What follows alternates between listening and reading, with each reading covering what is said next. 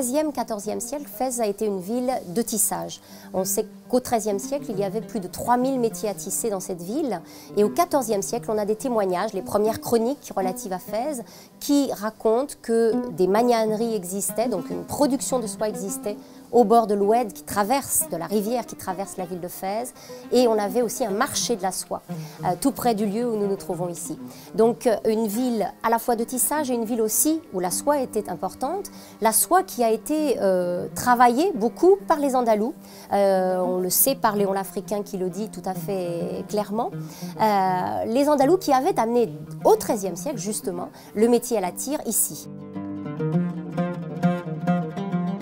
Alors nous sommes en présence ici d'un métier à la tire, qui est un métier extrêmement sophistiqué, un métier entièrement manuel, qui permet de faire du tissage façonné et qui est une technique mise au point au Moyen-Orient, au Moyen-Âge, qui a essaimé très vite jusqu'au Japon pour l'Extrême-Orient et jusqu'à l'Espagne à travers les Arabes, avec les Arabes pour l'extrême Occident, et qui de l'Occident, donc d'Espagne, est arrivé à Fès.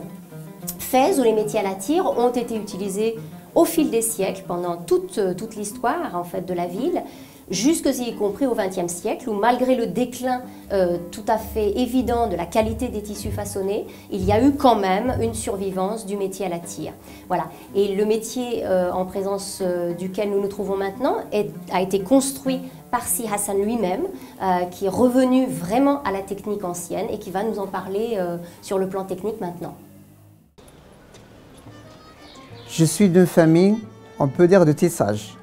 Mon père a grandi dans le domaine de tissage et surtout de la soie. Elle a commencé sa vie en travail de tissage à l'âge de 18 ans. Le chemin que j'ai choisi, c'est de faire la renaissance des techniques qui ont disparu depuis 2 siècles au maximum, on peut dire 1 siècle. Et ces techniques ont disparu, donc le travail que j'ai voulu faire, c'est manuel. C'est pas du tout la mécanique, l'industriel. Et c'est pour ça, je crois, que mon père a refusé de continuer dans ce chemin, parce que pour lui, c'est un projet qui ne rapporte rien, il n'y a pas de revenus. À quoi ça sert comment dire, refaire la naissance d'un travail qui est mort, à son avis. Donc j'ai commencé d'apprendre et de tester poste par poste, spécialité par spécialité. J'ai fait des tests pour être sûr de ce que j'ai cherché et des bons résultats. Et après 25 années, j'ai voulu construire mon métier.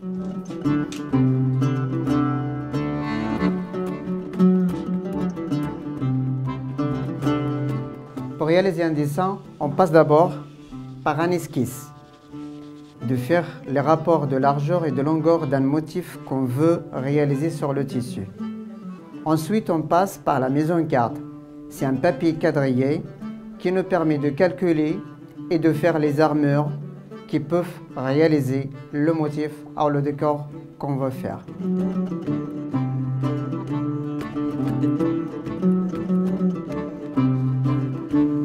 Pour préparer la chaîne, j'ai inventé personnellement mon propre ordissoir manuel.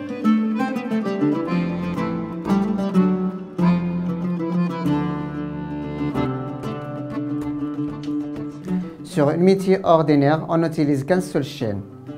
Mais sur les métiers à la tire, on utilise 2 chaînes. Une chaîne inférieure pour faire le fond et une chaîne supérieure qui nous permet de lier le décor sur la surface à l'endroit du tissu.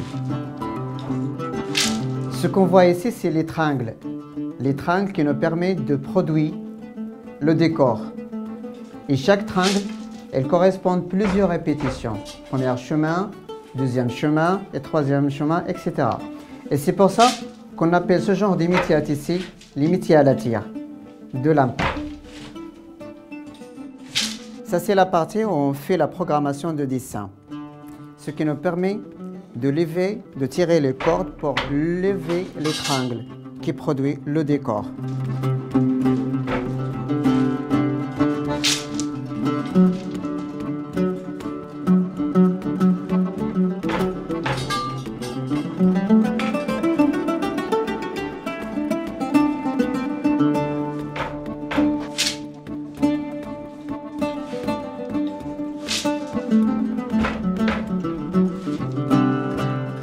Voici les cadres qui font le tissu de fond.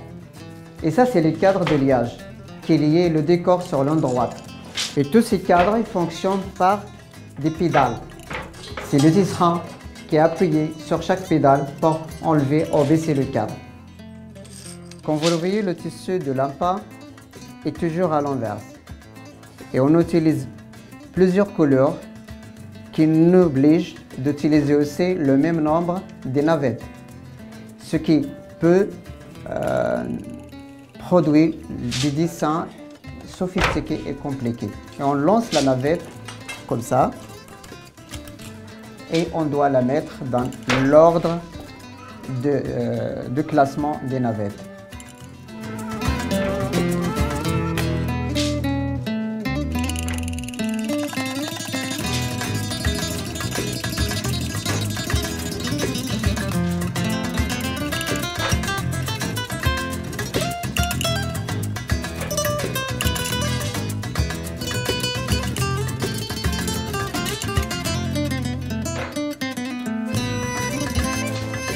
J'ai maîtrisé tout et le moment, c'est juste pour dire que le moment de la recherche et de la renaissance et de la restauration, pas mal de choses, j'ai pensé aux transmissions, de transmettre ce que j'ai trouvé. Donc j'ai préparé des méthodes pour faciliter la tâche aux futurs artisans. Les gens ou les jeunes hommes qui vont prendre la suite, je ne vais pas vivre des siècles et des siècles.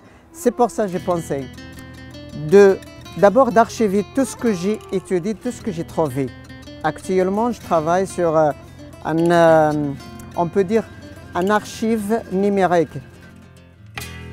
L'AMPA, c'est un tissu qui a joué un rôle très important dans la civilisation arabe, je crois, au monde. Parce que la technique de Grenade et qui est arrivée à la ville de Fès, elle est spéciale, elle est très compliquée. Et ça, c'est les ancêtres de métiers à tisser avant l'arrivée de Jacquard au 19e siècle. Sachant que de Grenade, c'est arrivé à Fès et à la Sicile de l'Italie. Et après, c'était à Lyon. Donc, le départ de cette technique qui était archéologique. Et là, on trouve encore dans la ville de Fès, grâce au travail que j'ai fait, que j'ai restauré, ce genre de métier à la tire qui réalise et qui produit le fameux tissu Lampas.